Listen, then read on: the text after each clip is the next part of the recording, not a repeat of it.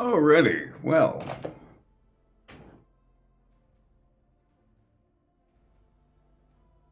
I'm going to do a usual quick audio check provided. Yeah, this sounds pretty nice. Hello, Doof. Hello, Durian. Nice to see both of you here.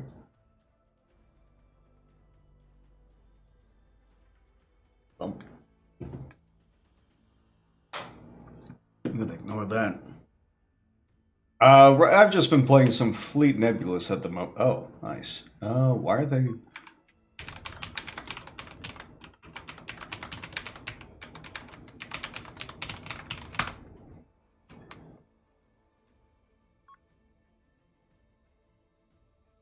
Anyways, so I'm playing a little bit of Fleet, Nebulous Fleet Command. Little bit of fun while we hang out and wait here for extra folks to come in. Receiving. Order received. Engaging now.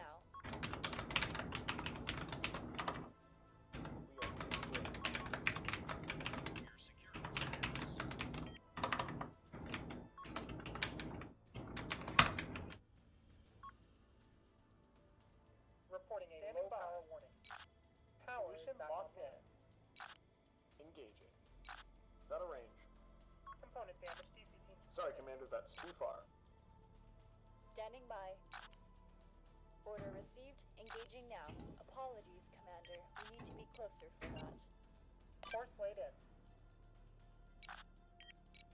Acknowledge. There we go. Okay, so who do we got here?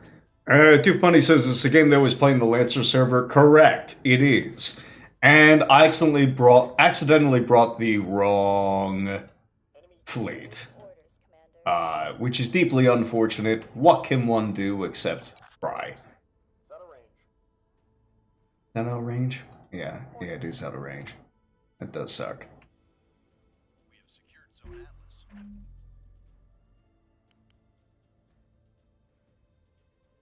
Standing by. Solution locked in. Negative, too far. Receiving. Nice to see you, Six of Swords. Nice to see you. I already said Durian, didn't I? I did say Durian. ANN, Authoritative News Network. Commander. Authoritative News Network.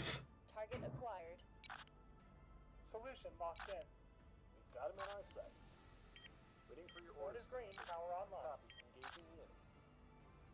Send traffic. What are these? These are both sprinters. Okay, Eyes on target. We've got him in our sights. I guess. Initiating attack. Target acquired. Cool. Bob Stevens, nice to see y'all as well. So, what have you folks been up to?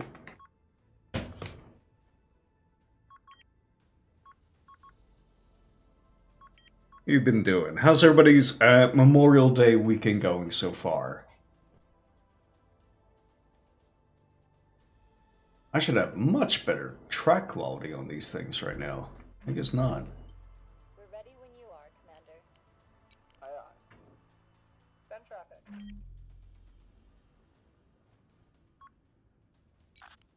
We've got him now. We've got him in Lock on our warning. sights. Engaging. Copy. Opening Enemy has us understood. again. Attempting Engaging We're the splendid AD&D. What does that mean? What the hell does that mean, Doof? You know I don't speak European. Solution locked in. We're taking fire over here.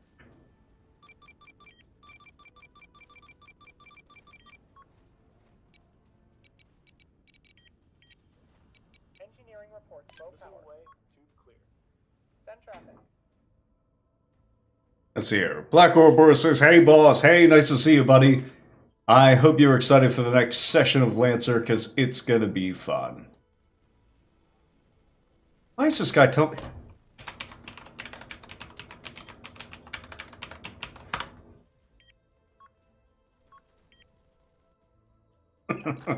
This guy must be so mad right now.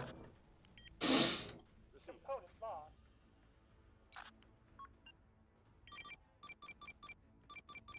Missile away. Tube clear. Oh goodness, the new license is great. So, did you actually end up going with your new Atlas license? Is that what happened? Standing by.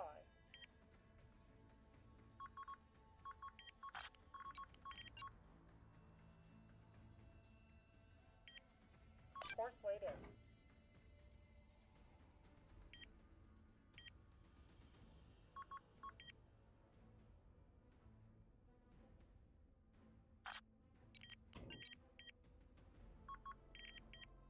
Aye, aye. Proceeding. Affirmative. Goals: Atlas 3, Blackbeard 3. But which one did you go? Yeah, alright, so you did go for that. Doof is practicing for EU OSR Con. Okay, alright.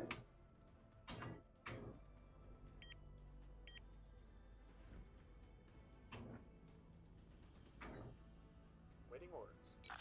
They won't know what hit them. Eyes on target. Copy. Opening fire. We're ready whenever you are. They won't know what hit them. Send traffic. Those guys.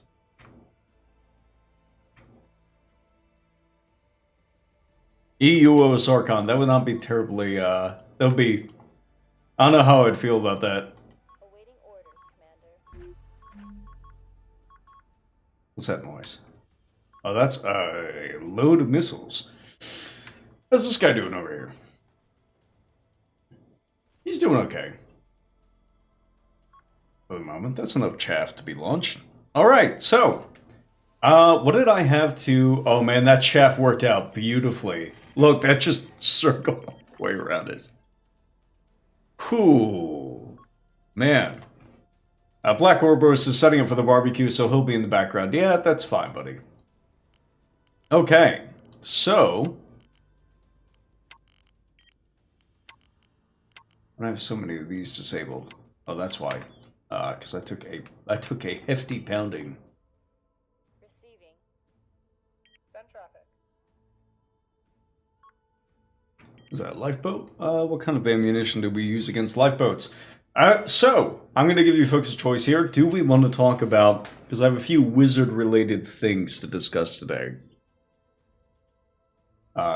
Some of them are only partially wizard-related, but that's, I guess, unimportant. Do we want to play a little bit of Hogwarts Legacy? So I could get some clip farming in.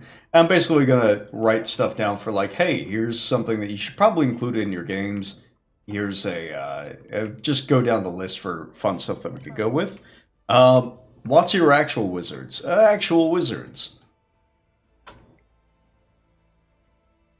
Today no, I'm not going to make that joke. Okay.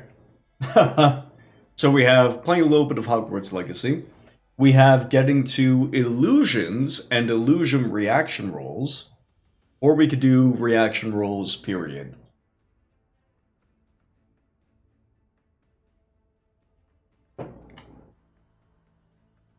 Because at this point in playing Chilmus Valley, or running Chilmus Valley, I've come to the understanding that I really do just need to prepare Understood. a reaction roll chart. I've been using the Menser reaction roll chart, and it's been treating me okay. Reporting a low power warning.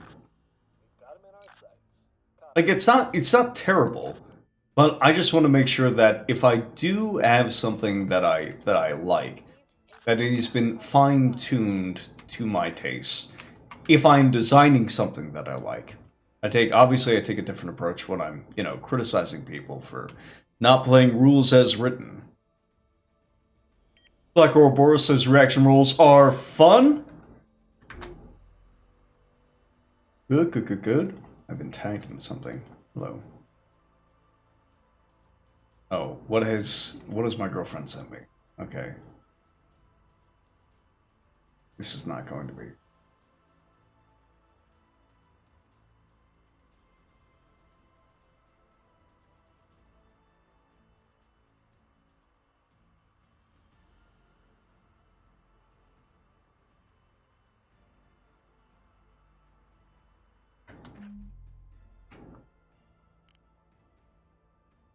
Receiving. Okay. What did she send me?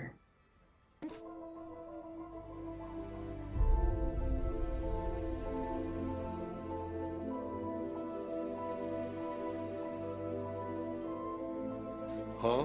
Being intentionally dense?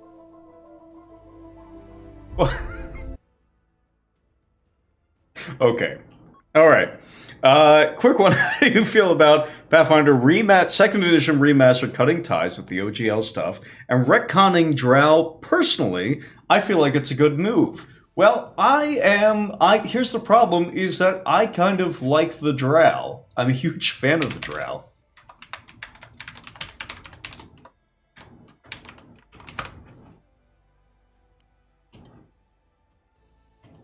Command, be advised, we're taking fire.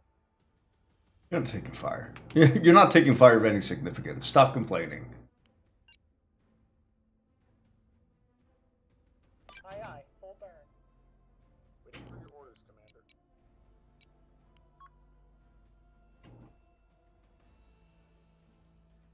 We are. Alright, that thing's armor is shredded. And, alright, well, good news. This game's about to be over for me. Reporting. Here we go! Power is back online.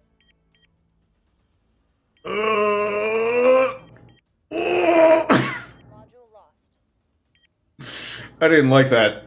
Okay, anyways. Send it, Commander! Oh, hey, this one's still alive. That's cool. Standing by for orders.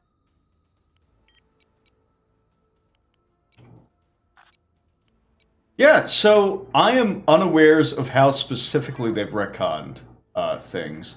Why are you doing this? You are killing this other ship right now. Too far, Commander! I think it literally got slammed into the other vessel. Okay, you know what? No, move. I'll stop. This is ridiculous. Power's back. Light 'em up. Low power.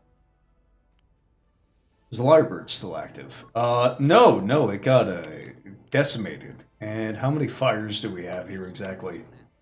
Well, we're gonna restore that. 10-2, we're reading. Receiving! Reporting in.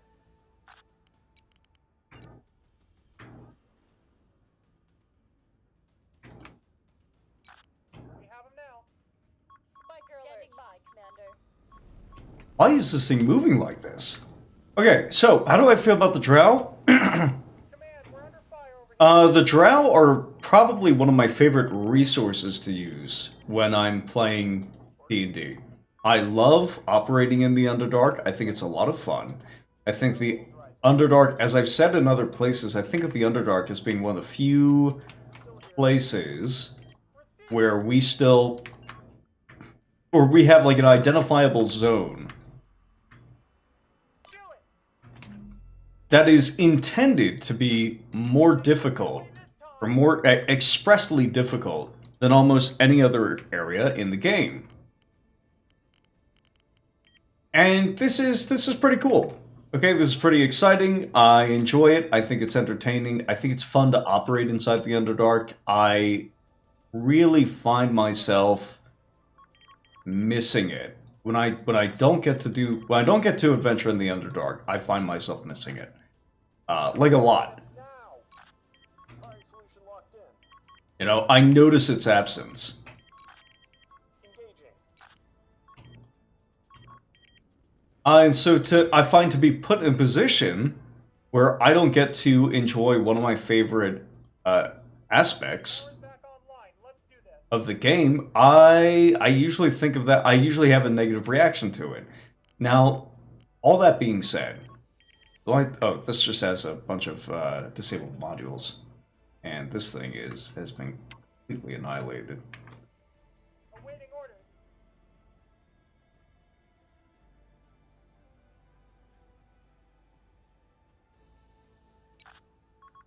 I fire on that thing? I don't have a reason to. So, when I'm looking at... Alright, so Black Ouroboros actually added a little bit of additional context. He said, the Drow were too tied to the hip with the OGL, so they changed the main Drow city into a set of ancient ruins. Personally, I think they might come back to Dark Elves at a later date.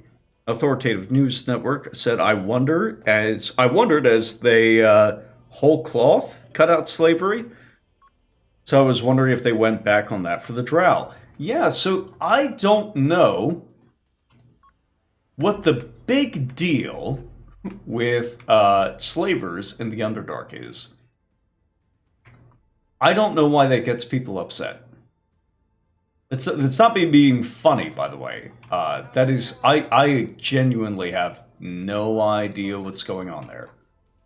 Loud and clear. Firing.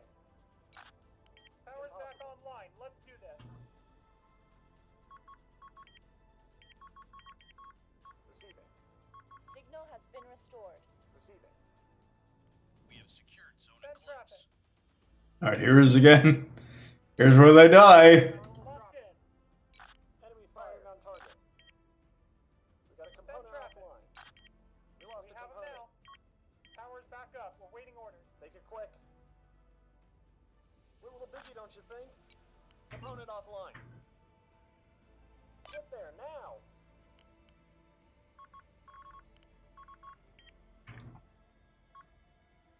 We're a little busy, don't you think?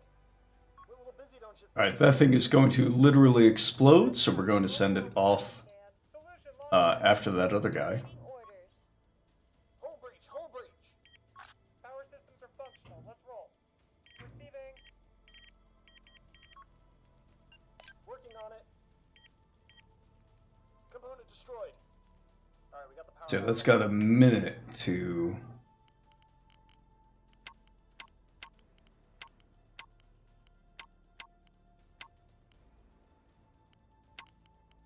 Cool.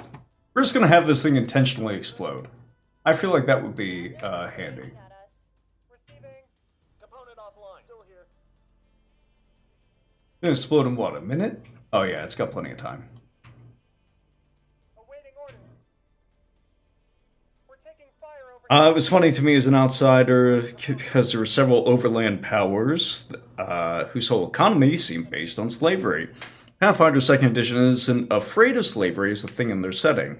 I think they mostly wanted to fully cut ties with D&D lore, and while they could rename gnolls and other bits, Drow are too kind of watsy.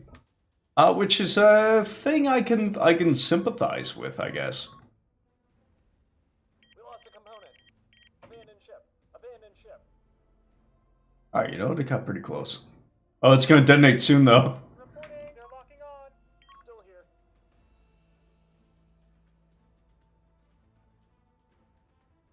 It's gonna be really funny when about half these missiles get nuked by the... Yep, there it is. Alright. Buzzer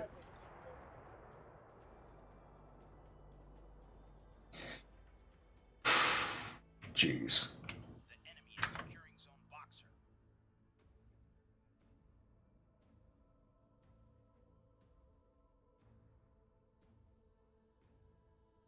There's a Yum DM. I've not interacted with this guy yet, but I'm gonna open this. Yeah, we're gonna open a new tab. Reaction roll.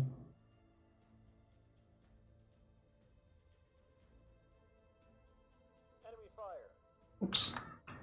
You're like, you should... Oh, I have to press Alt in order for this to go properly. That's fine.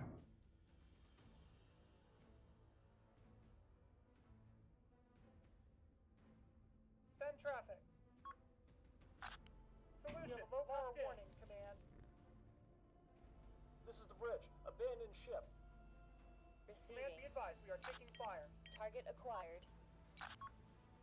Cannot comply, Our Commander. magazine's running Target dry. is out of range. The enemy secured Zone Boxer. Send traffic. They're locking on.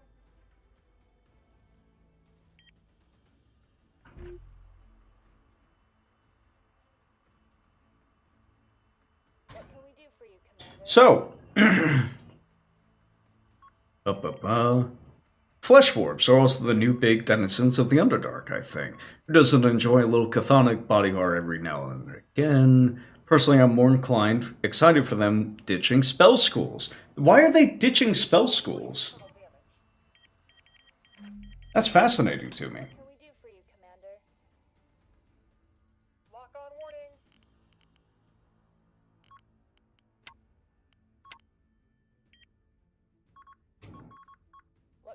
for you, Commander? Awaiting orders.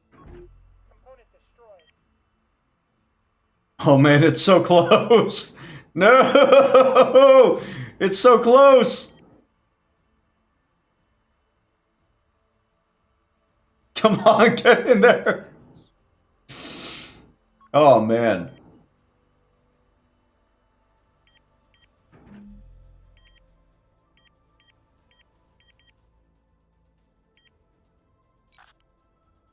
Solution locked in. Component destroyed. Receiving.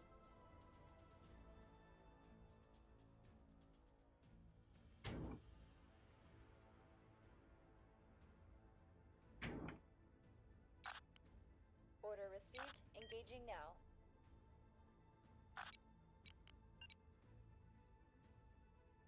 Understood. We're en route. Jeez. Okay, okay. They're making it more in line with, like, actual, I want to say, styles of spellcasting, like battle mages taking evocation and abjuration like spells. Actually excited for that, that it makes it feel like it truly is its own game. Well, I'm certainly not going to express any opposition to that. Report in. That makes sense as to why people regard that as being desirable. I feel like I just saved this guy's life. I definitely just saved this guy's life.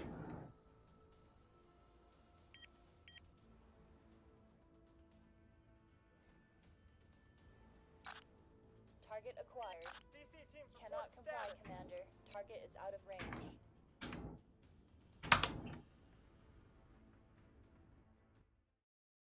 See, okay, I have two thoughts. Now that this game is over, I can finally express them.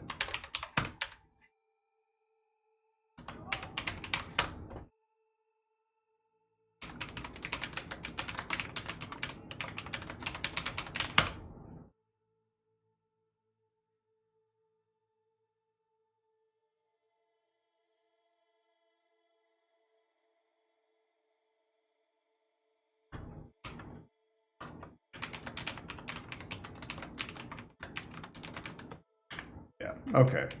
So, that's gonna be out of it. I just do this. Oh, cool, cool, cool, cool.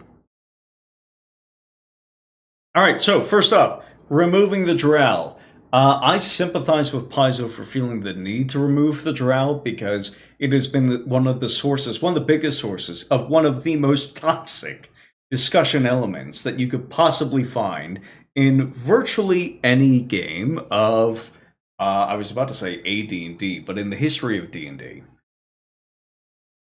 These people over here are portrayed with dark skin, and they happen to have an evil society, and people draw conclusions based off of these two game elements about the designers of the game, the traditions of the game, and whether or not, and they have all sorts of words to describe their conclusions that they draw from this that generally speaking mean bad, that they don't like it. Okay, so,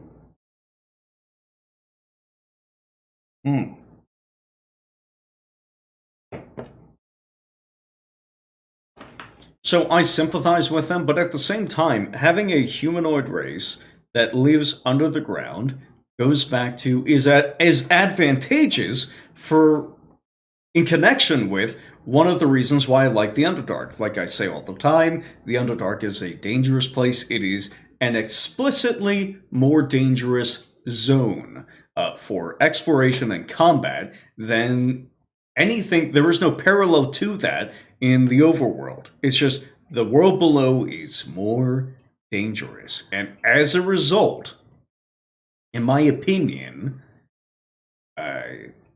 having a humanoid race or ancestry live down there, which is hostile, but similar enough to those which live in the overworld to be properly negotiated with, or cajoled, or intimidated, or paid off to assist the party is good. when I talk about these things, pretty much my number one concern is gameplay. My number two concern is sometimes implied setting. Okay? So I am not a fan of this change. I understand why they made it. It's after you can only deal with so many stupid people online, right? WotC made the good faith attempt to say, "Hey, there are other Dark Elf enclaves in the Forgotten Realms, and some of them do not live under the earth. Some of them live in the desert. Some of them live in the jungle." And the immediate response from a good friend of mine, by the way, an acquaintance, in one of the group chats that I was in on a Facebook group, was, "Do they not? You're putting the dark-skinned people in the jungle. Do you not understand?" I'm like, I feel like you have to have like at least a racist bone in your body to draw that conclusion in the first place. But you know, I can't just call people racist by virtue of noticing things. Even if I might sometimes get it right, I don't think that's going to be. I think for pretty obvious reasons, that's not a way in which I can comport myself. So that's my issue.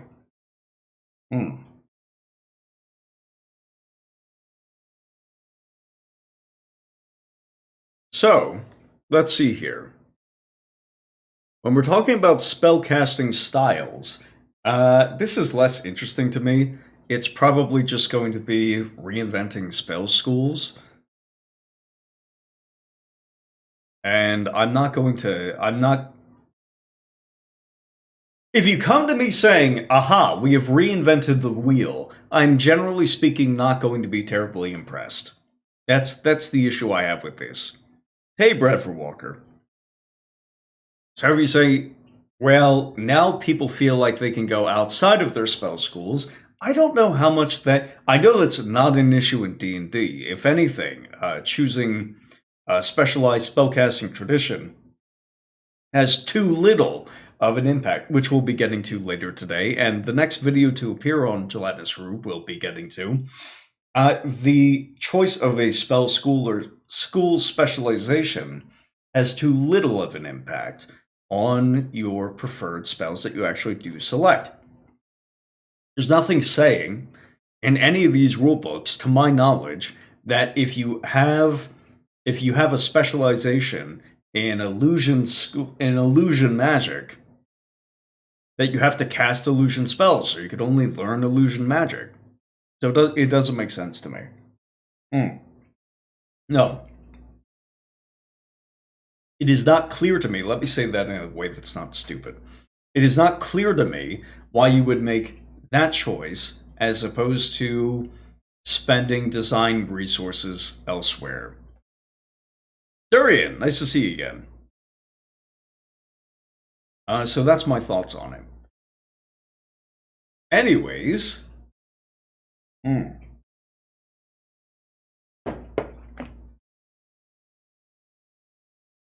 So,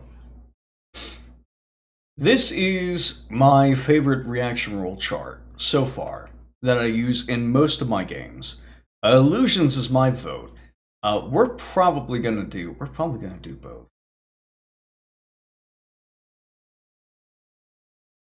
Okay, so wizards in Pathfinder 2nd Edition usually do have advantages in their chosen school. That's good, I think. I think that's preferable. They gain free slots towards their chosen school. I think it will basically be a choose 2 schools to specialize in.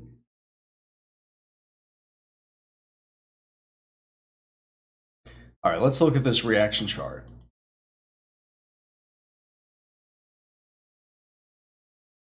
Let's see here. On 2, immediately attack. 3 through 5, possible attack, roll again. 2 through 8 is attack. 9 through 12 is uncertain, roll again, and basically has the relatively how do I put this? Has a secondary chart that mostly just resembles the first one, except without the roll agains. So attack, leave, friendly. 6 through 8 is uncertain, roll again. 2 through 5 is attack. 6 through 8 is negotiate, roll again. Attack, leave, friendly. 9 through 12 is friendly, which is kind of pretty cool. 9 through 11, possibly friendly, roll again. Uncertain, roll again. 6 through 12, friendly. So what this chart basically does is you have your first chart, which is immediately attack, immediately friendly, or possibilities in between. The secondary charts, where it tells you to roll again, have a much more constrained set of constrained secondary results. So 2 through 8 here is attack. If you get to 3 through 5 and then roll again, 2 through 8 is going to be attack. So if you get a 3 through 5, 2/3 of the time it's going to result in an attack. 6 through 8, uncertain, roll again.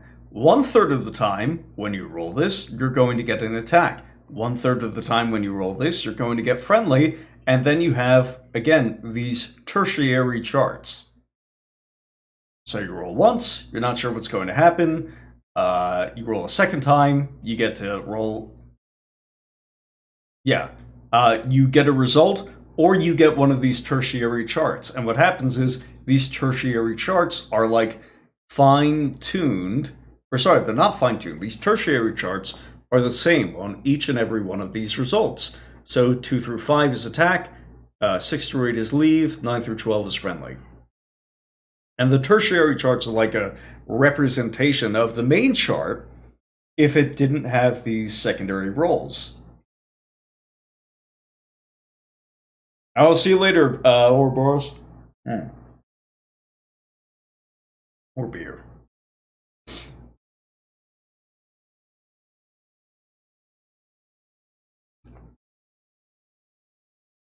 So this is why I like them. This is why I prefer them, is because you have a first chart, and the first chart is filled with possibilities.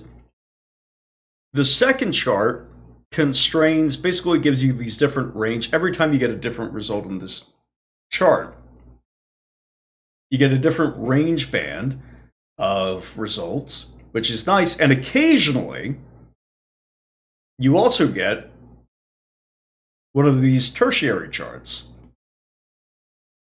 And the tertiary charts are basically condensed versions of the primary chart. So I think I just enjoy rolling on it. It's usually, sometimes it's a little weird to where I wonder how much value I'm actually getting out of that secondary and tertiary roll.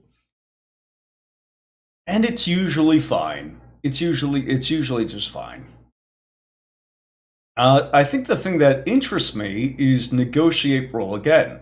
Because when I say negotiate or uncertain, I think it sticks in my players' minds or prompts them to do something that potentially gets these people either to leave or be friendly. So when they hear the word negotiate, while I'm in the process of rolling on that tertiary chart, I'm going to probably have to apply some kind of modifier to it because the players will volunteer an action that they think is going to make these people more friendly. Like a ransom, like, hey, I'll give you money if XYZ. I'll give you money if you leave. We'll clear out the Cobalt Cave if you decide to leave us alone. Stuff like that. So I find it impressive. I'm not sure what my chart specifically should include. But that's what you folks are here for.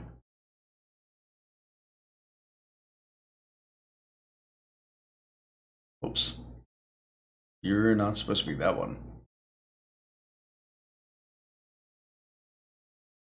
Yeah, you're supposed to be that one. Wait, what are you? Yeah, see?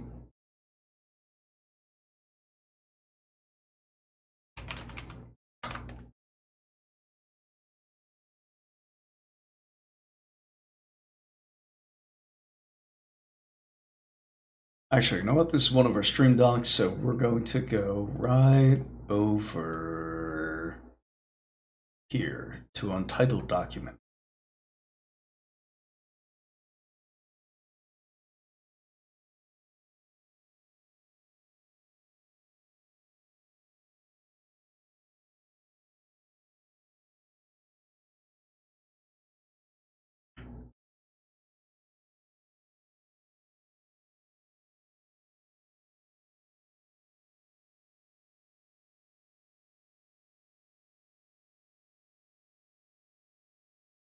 Now we're going to diminish that a little bit there. Okay, cool. So, Authoritative News Network asks, what is it that you feel this one is lacking? To be perfectly honest with you, I don't think it's lacking anything at all. I mean that. I don't think it's lacking anything at all. Action table PNG already exists. Yeah, I've definitely downloaded this before. That's fine. That's okay.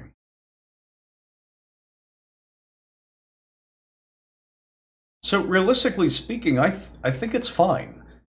I just think that when I'm making my own stuff for modern games, I want things to maybe be... Okay, when I'm designing for modern gamers, they are disconnected in a lot of ways from the various traditions that inspired reaction tables like this.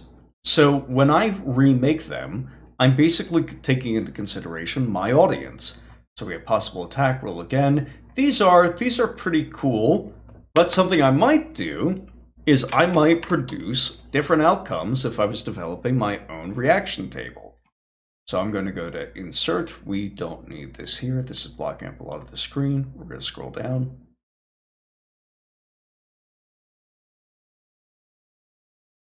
We'll do a blue table.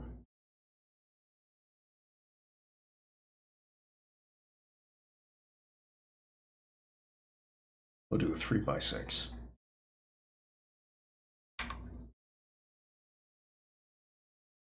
Two, 3 through 5,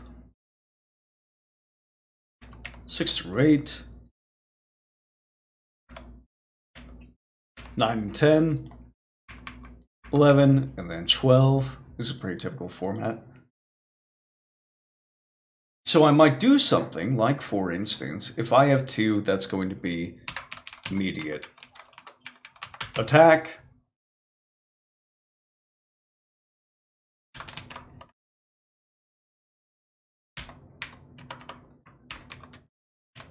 I might say something like +2 to initiative.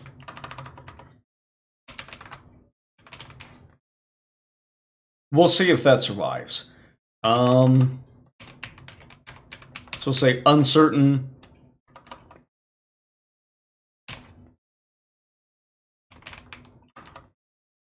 If I put uncertain for this thing, if the players, let's see here, uncertain, re-roll. I might say something like, if the players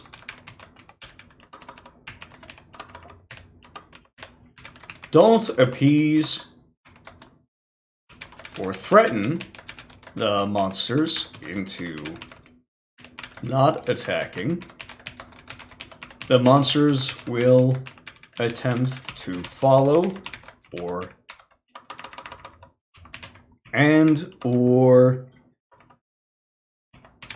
ambush them later. So the approach that I'm taking right now is basically taking something that's events oriented.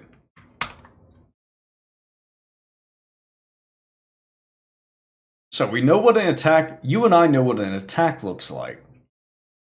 And you and I know what uncertainty looks like. And we know what leaving looks like, and we know what friendliness looks like.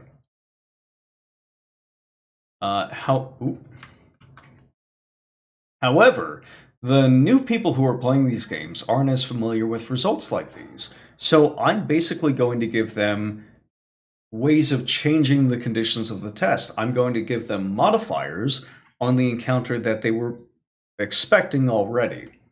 And one of those is, for uncertain, re-roll. If the players don't appease or threaten the monsters into not attacking, the monsters will attempt to follow and or ambush them later. 6 through 8 is probably going to be uncertain, leave.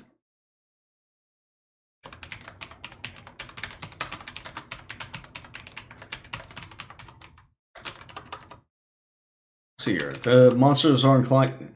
The monsters choose to leave the party behind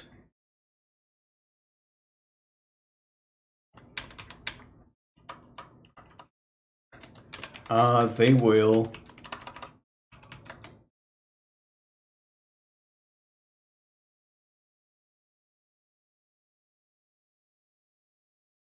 A little bit of Guinness always helps. They will exit by whatever method the party entered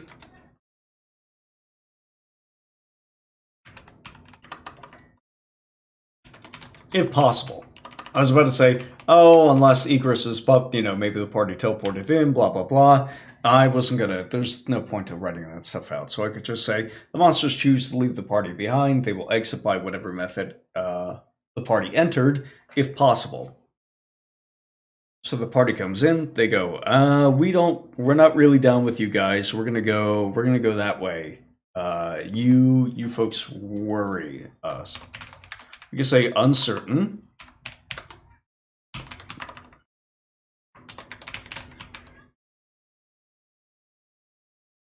Friendly. The monsters will stay put as long as the party doesn't threaten them.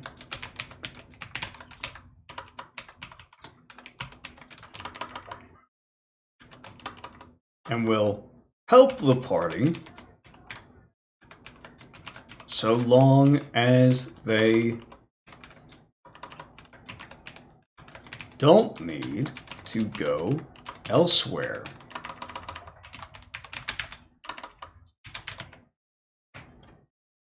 And to get used to this new keyboard. So we have friendly.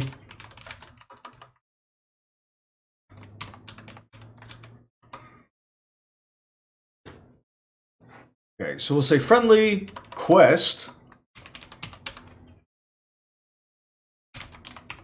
The monsters will offer aid in exchange for a task or price.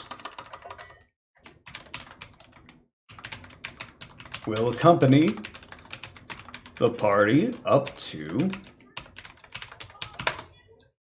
1 level down. And then we have friendly party.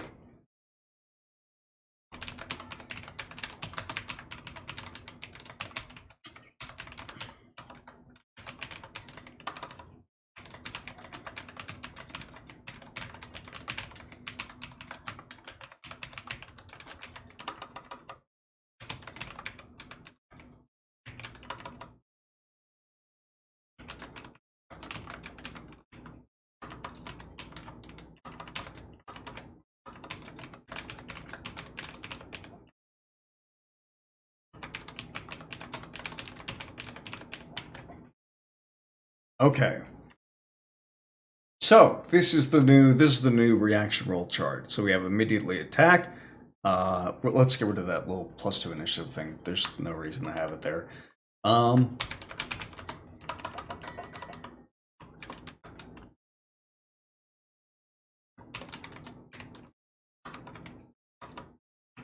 If no one is surprised, initiative is rolled immediately, ignoring any preparatory actions the party hoped to accomplish beforehand. So they immediately attack. Then we have uncertain re-roll. If the party's this should be ambush. We have uncertain ambush. If the players don't appease or threaten the monsters into not attacking, the monsters will attempt to follow and or ambush them later. We have uncertain leave, which is the monsters choose to leave the party behind. They will exit by whatever method the party entered, if possible. We have uncertain friendly. The monsters will stay put as long as the party doesn't threaten them, and will help the party so long as they don't need to go elsewhere. We have friendly quest. The monsters will offer aid in exchange for a task or a price. and will accompany the party up to one level down, and friendly party, which is the monsters will offer aid in exchange for a small task or price, and will accompany the party so long as they remain in the dungeon.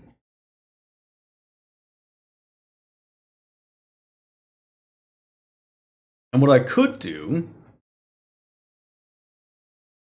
is I could go back, because I have 3 uncertain results here that make up 3 through 10 here. And I could say whenever the uncertain result comes up, that's when you roll another 2d6.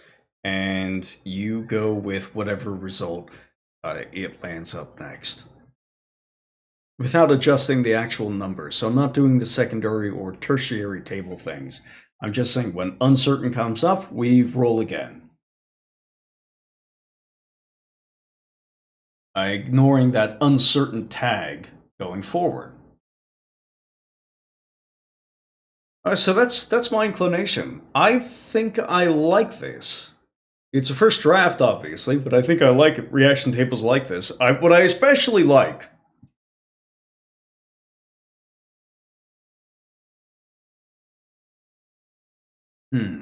what I especially like is, okay, if you look at uncertain ambush here, it's the players go around. If the players continue onwards, the monsters leave for a hot second, but then circle back around and attempt to fight the party. The next, one of the next results down, the next result down is the monsters choose to leave the party behind. They will exit by whatever method the party entered if possible. So these 2 results both start off with the monsters go somewhere else, but in one of them, the monsters circle back around and attack the party. But the party doesn't know, theoretically speaking, they don't know the results of the reaction roll. So if they circle back around, so once the monsters leave, the party doesn't know if they're going to circle back around later, and that might incline the party to attack these guys just in case, or it might lead them to trap the area behind them. One of the big issues with using things like traps or using mines in a lot of games, not just tabletop RPGs, maybe even tabletop RPGs especially. No, you know what? No, never mind. Video games are actually worse off in this regard. Is that if you're playing something like Fallout New Vegas, the use of stuff like fragmentation mines is not terribly, they're not very, very useful to you, because you are in virtually all cases the one going out and attacking people. You are the one who's acting out in the world. You're the person who's going out and assaulting a random base or attempting to gain entry to a building or something like that. So more defensive measures, like a frag mine or something like that, is not going to be as handy to you. Even though they're potent, they're useful, you can attack. If you're quick enough and you have enough twitch skill, you can disarm them and you could take them. You could sell them, which is, I guess, their best use. A little bit weight inefficient, unfortunately, but what can you do?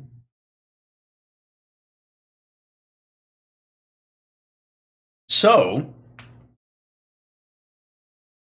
I think that,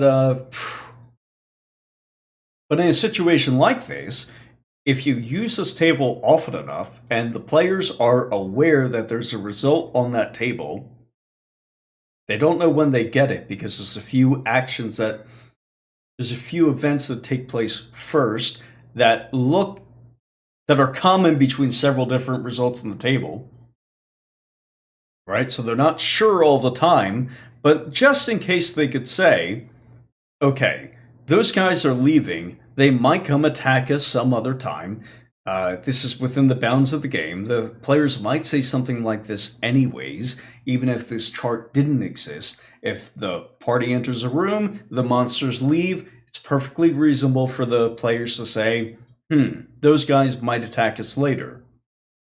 We're going to lay some traps behind us, because we're pretty confident that those traps are actually going to get used, which is a problem that you have in video games, because often those traps are not going to get used. But in tabletop RPGs, if you have something consistent enough and you don't have to, it's much easier for the DM in tabletop RPGs. This is an advantage for video games to send enemies after the players rather than just keep them locked to patrol routines in specific areas. So taking advantage of the medium, the players, the GM can say, oh, well, I'm going to use this chart. The chart often has the monsters exit a specific area and then come back to attack the party. Cool. Now the party knows that anytime they see the monsters leave, there's a pretty good chance that they're going to get attacked at some other point while they're in the dungeon. So they just sprinkle a few mines or traps or tripwires, whatever, in the dungeon behind them, which then actually get used. If they hear an explosion behind them, they get to say, aha, we guessed right. If they come back later and they find that the traps haven't been set off, they say, guess we misjudged those guys. And maybe that leads the party to track them down later and say, maybe we could still make friends with them if they're not hostile.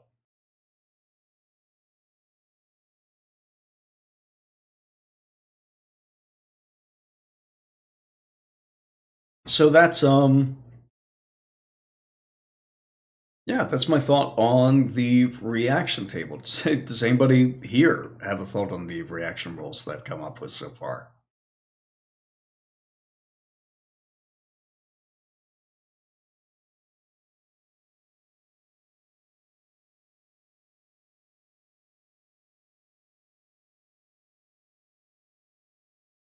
Yeah, Six of Swords says, looks good. Sorry for trying to kill you. You tried to kill us? Yeah, that would be funny.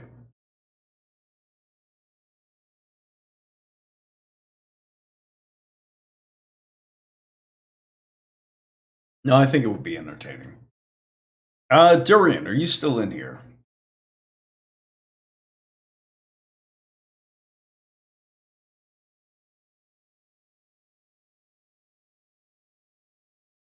I think Durian is still in here. Friendly Quest is a great result to have on there. I'm happy you said so. I'm going to start popping that on. Oh, hey, here we go. My website has been renewed with the business plan. And it is, yeah, it's back online, which is good. So,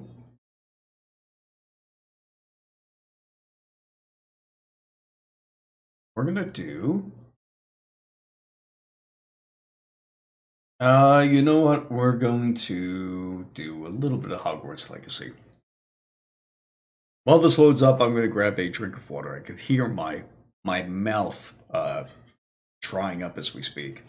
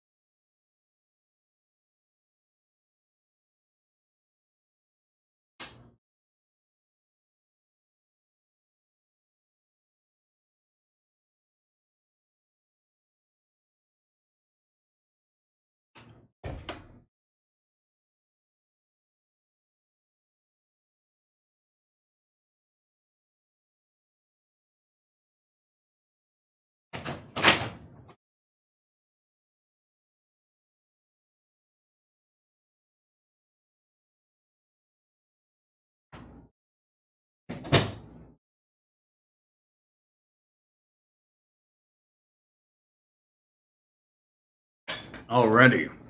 Oh, the viewership just popped up again. Hello.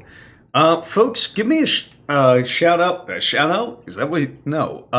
Folks, say hello if you're in the chat. That's probably what I mean. It's not plugged in. Could be plugged in. It's definitely plugged in.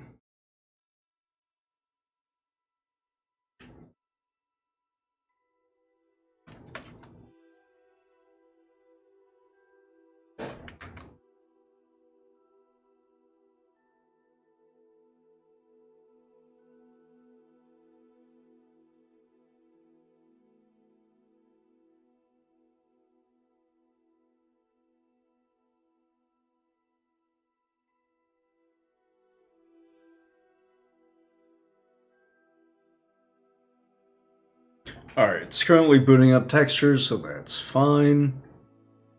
Yeah, friendly quest is a great result on there. No, I think so as well. Oh, hello. Alright, I guess it popped back in.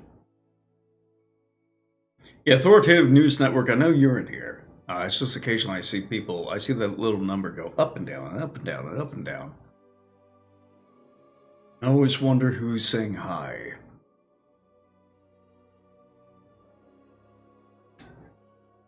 See here. Boom, boom, boom, boom.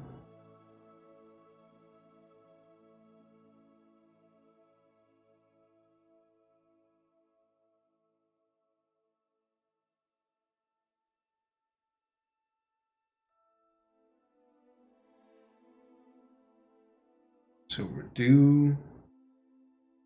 What's going on over there? Okay, so just gonna play a little bit of Hogwarts Legacy because I have a new video on Wizards upcoming. And it's been upcoming for probably the past like 3 weeks. I don't know what's taken me so long, to be frank with you. Other than the fact that I had to invent a bunch of new wizard spells. So I think there's going to be a total of, okay, let's see here. Memory, Scribe, yeah, okay. Memorize, Scribe, Alter. Did I include a variant for creation? I might have created a variant for creation.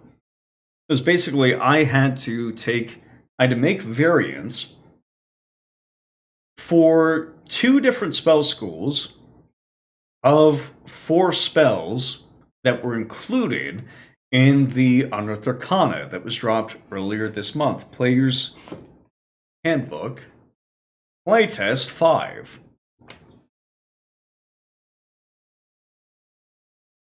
And so because I had to, I think that's probably the thing that set me back the most. Where am I right now? New quest available.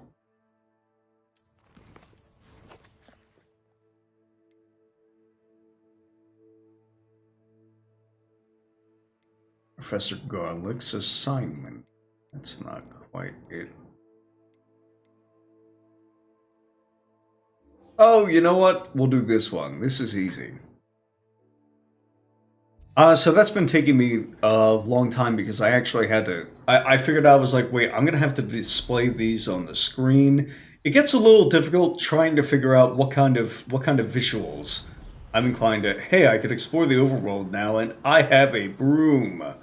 Isn't this lovely in comparison to our prior plight of stuck in the tutorial phase? Who lived here, I wonder?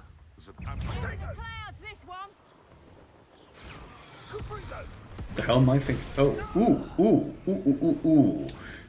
I need that. Is there a troll over there? Yes, there is. How's it going, boys?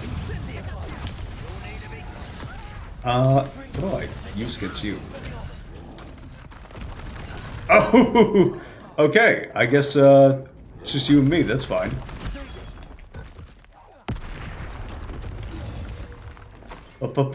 I'm just gonna collect this loot that you left here for me.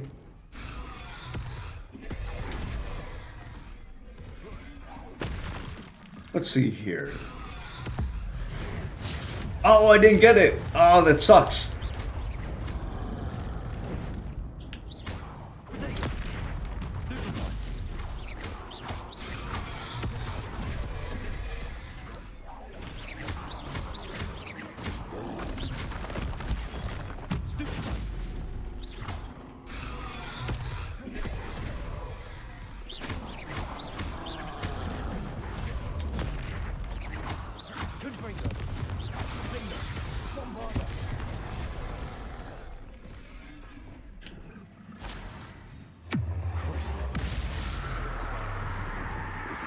How you feeling, buddy?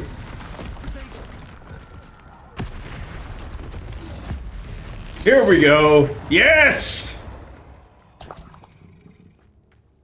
Okay, that was one of the clips I needed for the wizard video, because what is that question mark over there? Oh, I bet it's people misbehaving. I bet it's people who like misbehaving.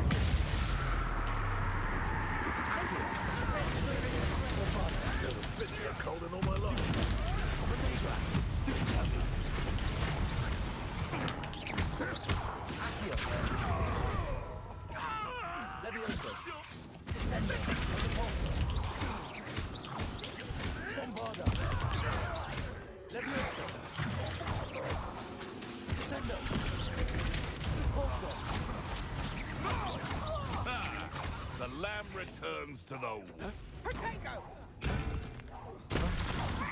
Bro, that's not gonna help you. I'm sorry. I hate to tell you this.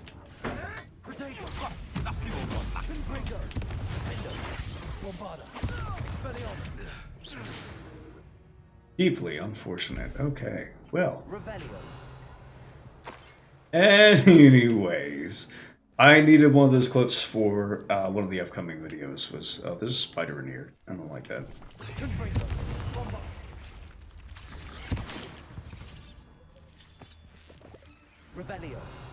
Yeah, there we go. Stay out there, please.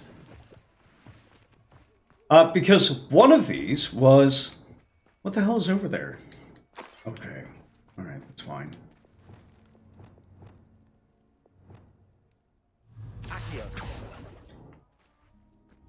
Or maybe not.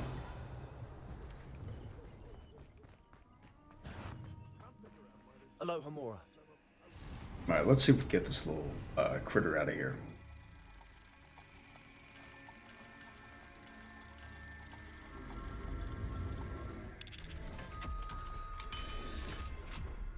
So I chose the transmutation and evocation schools of magic for the two sets of spell variants I wanted to add to the game. I thought, hey, that'll be pretty fun. Oh, where are you going? Hey, hey, hey. Oh, that's not what I meant to do. Look at this cute little guy. You understand immediately why the poachers are going after him. Anyways, you could capture them.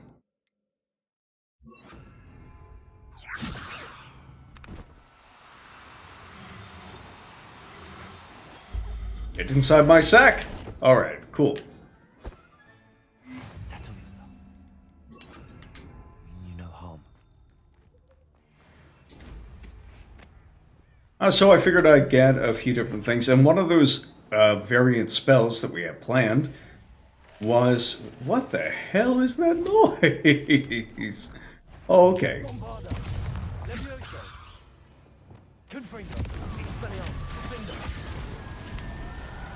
Well, it's dead now. Alrighty. Is there a lot of those things around here? My mother would like to speak with me. I believe she has learned about some of what we've been up to. I am hoping she may be easier on me if you are there. 3 broomsticks. It may finally be safe since we rescued the dragon from Horntail Hall.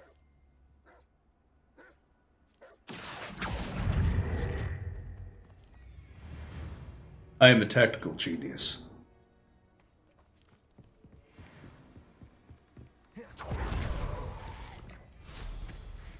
Again? And one? Oh, there's chickens around here.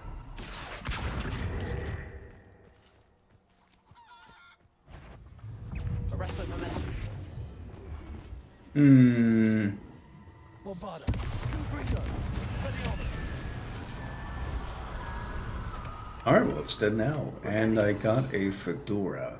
I'd rather give it back. If I had to be completely honest.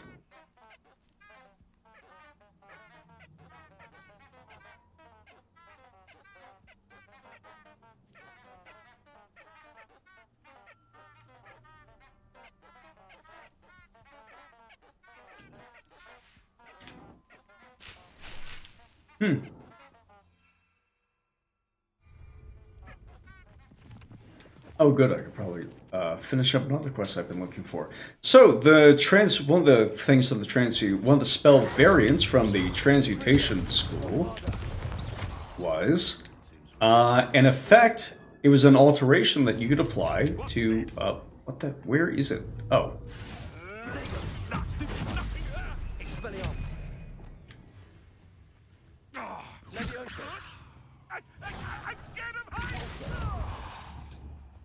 Anyways, that would allow you to take control of a weapon if you cast it on a weapon. I thought, hey, that seems pretty fun to me. Must be Tobbs's cave. I suppose I should go inside. Descendo! Repulsor! Accio! Potato! Stupefy! Glacius! Crucible!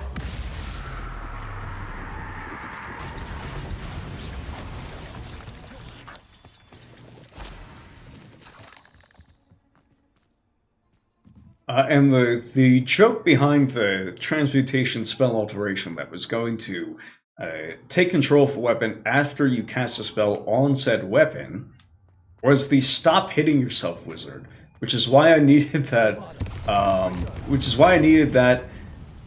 Quote? No, why I needed that clip. Tobbs's master is awful.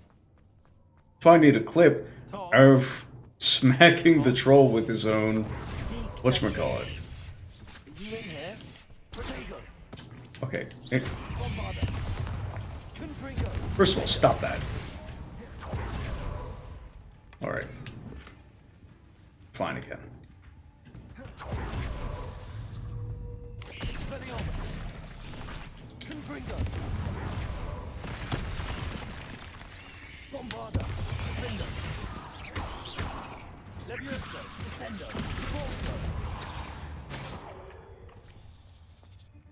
Oh, we're good now.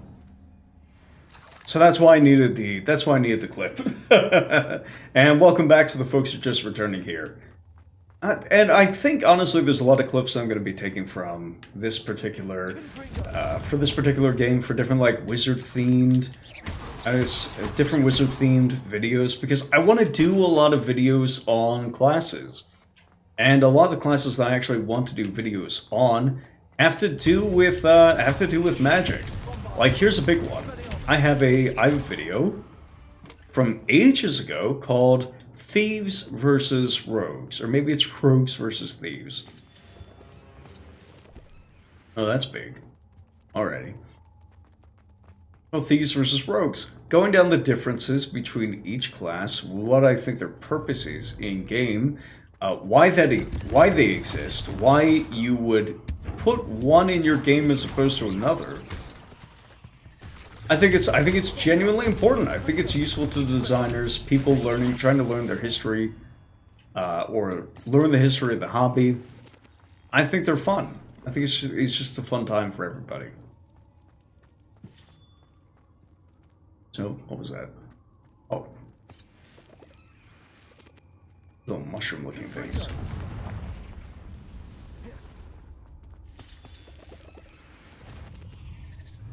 Oh, what might that be?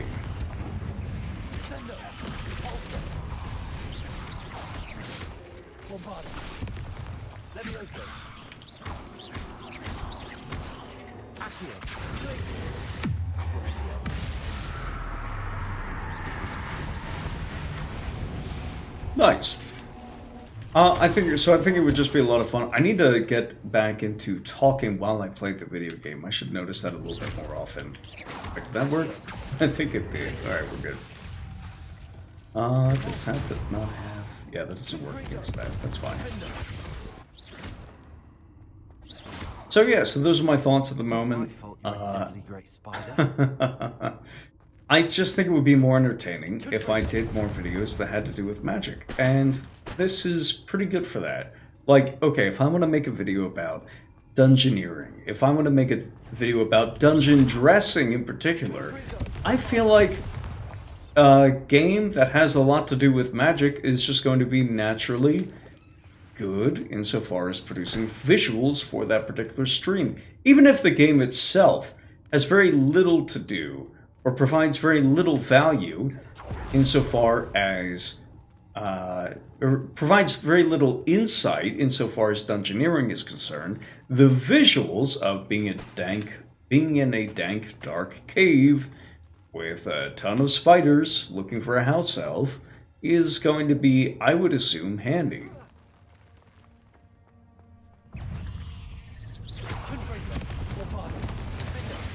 Oh boy. Oh, that was wrong. Much better.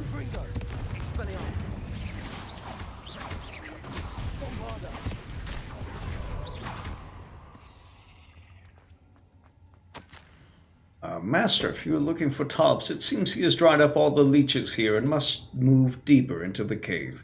Tobbs hopes Master will wait for him to return. It's much too dangerous for Master to follow, and please be careful of the spiders. Sound particularly So, reassuring.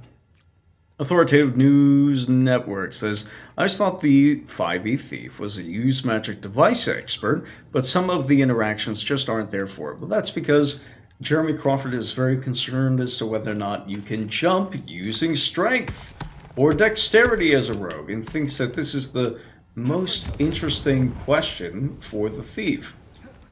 But of course, if you're somebody like me who thinks in terms of design, thinks in terms of events that the character should have access to, or events that the character should be able to produce, ribbon abilities like, oh, well, you could use one stat to jump as opposed to a different one, don't really hold much appeal to me, and so I don't add them to the game. Oh, you're big.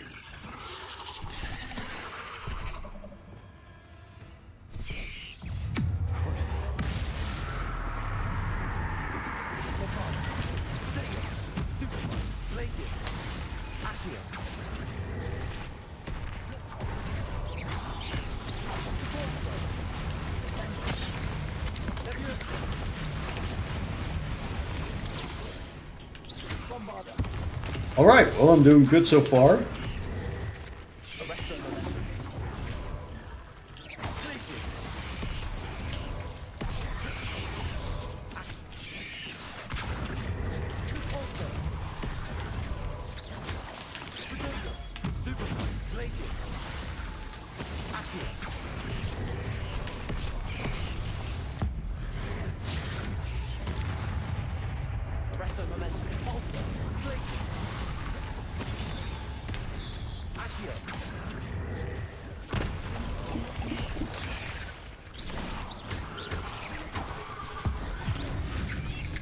That targeted the wrong one. Alright, yep.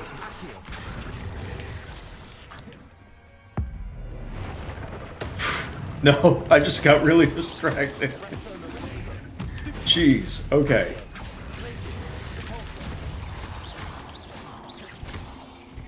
Whew, okay. Yeah. Okay, so there's... When I design games, I try to focus on cool events that are going to happen in games. So I'm not going to make stuff that's like a ribbon ability, okay? So if I'm interested in what makes a thief, I'm going to go back to the source material. I'm going to say, okay, it would be cool if I could repeat an event in-game that in some way resembled a storyline from Kugel the Clever. That's what's going to be on my mind. And if I can make sure that event happens in-game, make sure it's likely, make sure it has an impact on the game, make sure that the players are likely to choose it, and they are not going to feel punished for having used the ability in-game or feature in-game, then I've pretty much guaranteed for myself that it's going to be a worthy, entertaining I have a experience. feeling that house elf is Tobbs. Okay, unfortunate. Poor Tobbs. Left here alone with the spiders.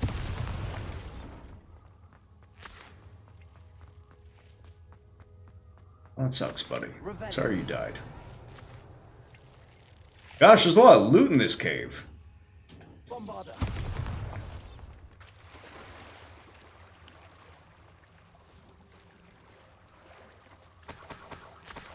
There's another video that I have upcoming called, that was another product, I think of a poll called Should Warlocks Be a Class? And it was intended to be this deep dive into whether you would realistically make a class out of a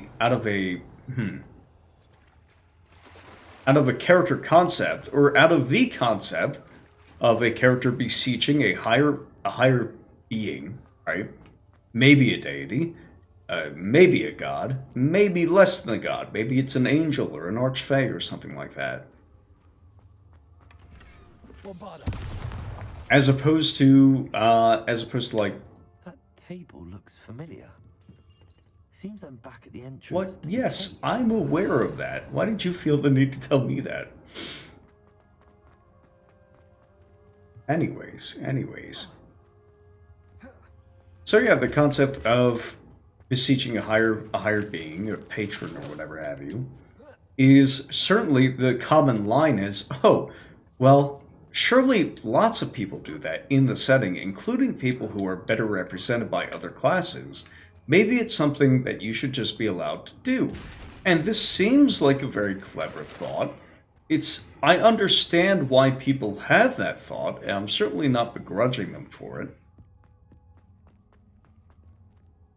But when you're designing a game, certain questions come to mind when you start thinking about, well, what are the consequences of letting anybody or everybody, theoretically speaking, because if you have a whole party of people who are going to, if you have a whole party of people and you tempt them with the prospect of using magic for fun, even if they're otherwise not a magical character, probably all of them are going to attempt it.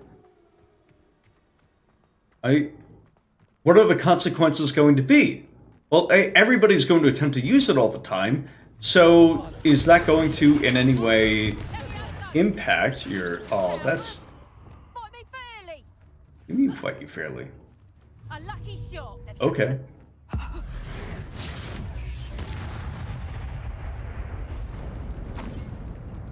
Oh, it was a fair fight. People are going to use magic all the damn time. Do you want people to use magic all the damn time? What were the consequences if everybody in your party gets a free fireball every single day? Probably going to be bad. Probably not going to be a good thing.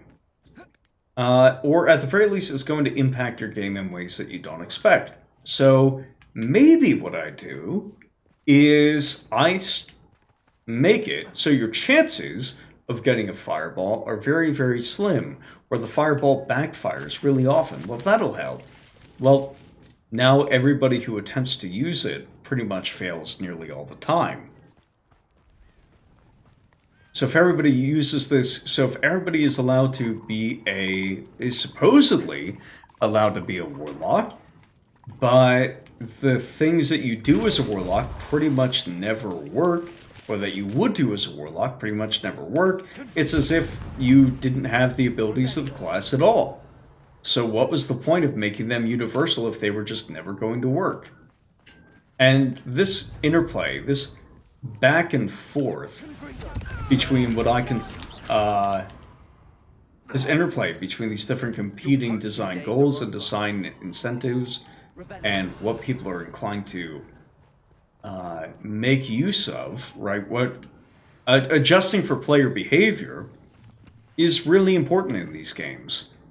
And so things that people think of at first, oh hey, it's another troll. That's handy. I know he's a higher level than me, but that doesn't realistically matter.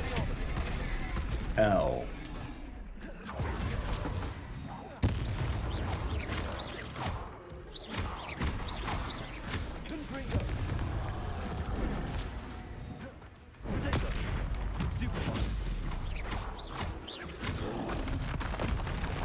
Hey, I feel like I pressed the button there.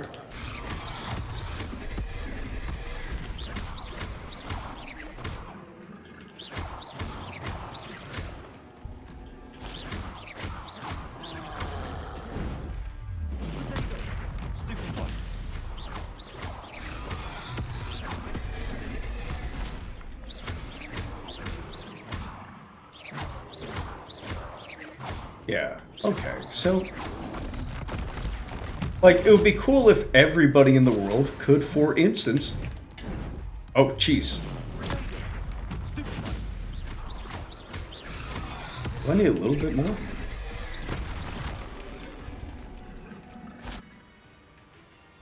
Alright, buddy. Are you ready? Haha! Yes! I needed that. Should think they felt that in London. Okay, so... Oh, there's a bunch of goodies in here. Cool.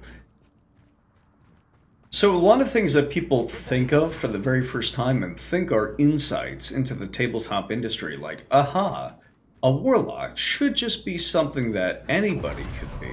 Like, it sounds pretty cool, and I don't begrudge people for having this instinct, obviously. I think it is cool for people to think of new things to do. But you're not going to reinvent the wheel here in an impressive fashion. Oh, wait, no, I could just fast travel. I think that's the plan. Hogwarts map.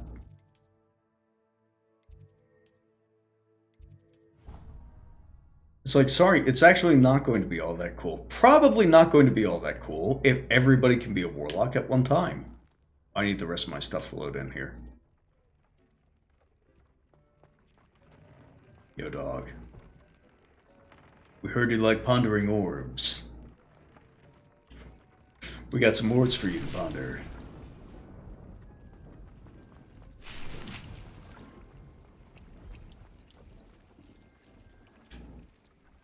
You can tell I like this painting, because I put it everywhere.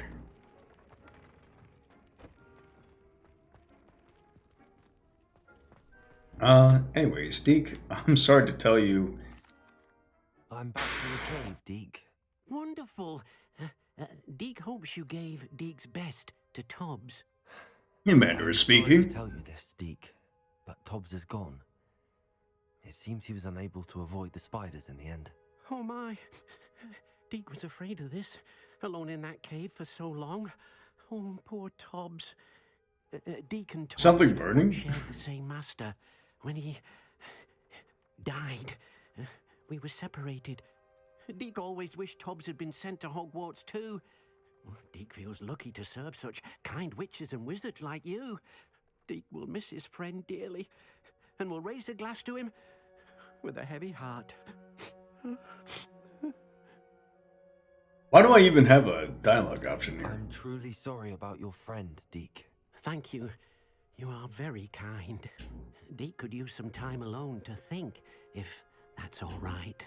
Deke, what is burning inside the... What is on fire?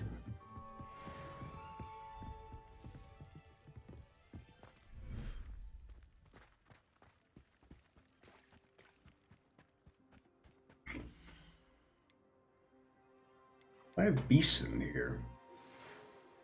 Pretty sure I do.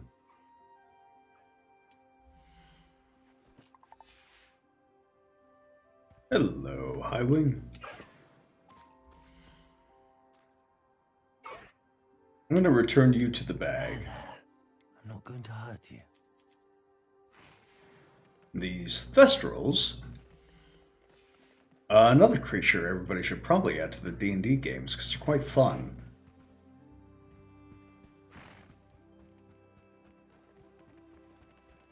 I admit they look a little out of place on the beach. Oh, these certainly do.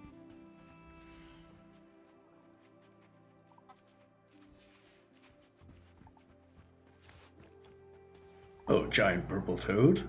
Magical beast? As a giant purple toad?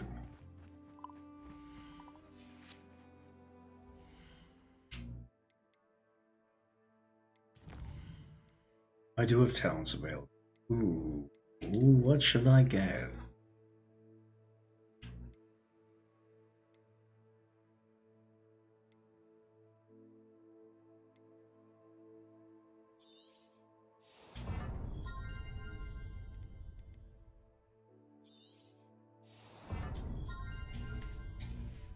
There we go.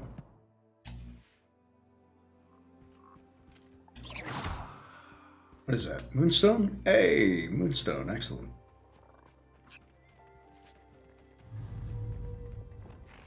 Arrest that momentum.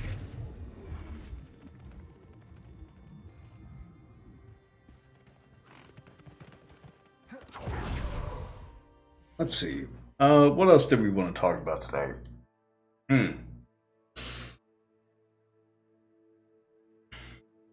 See, we did the one reaction rolls thing, so now I'm inclined to, but we don't have a lot of people watching, and there's not much going on today. So I think I'm just going to get to completing the wizard video, and maybe I'll release the reaction rolls for illusions as a short. I think that'd be fun.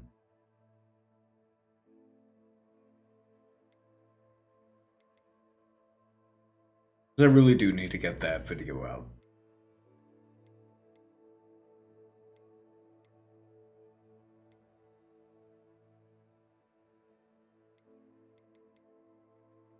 Yeah, in fact, I think that's probably the best idea. Alright folks, thanks for hanging out. I will see you all later. Expect a boatload of videos this week because I need to catch up and I just need to release more content. See you folks soon.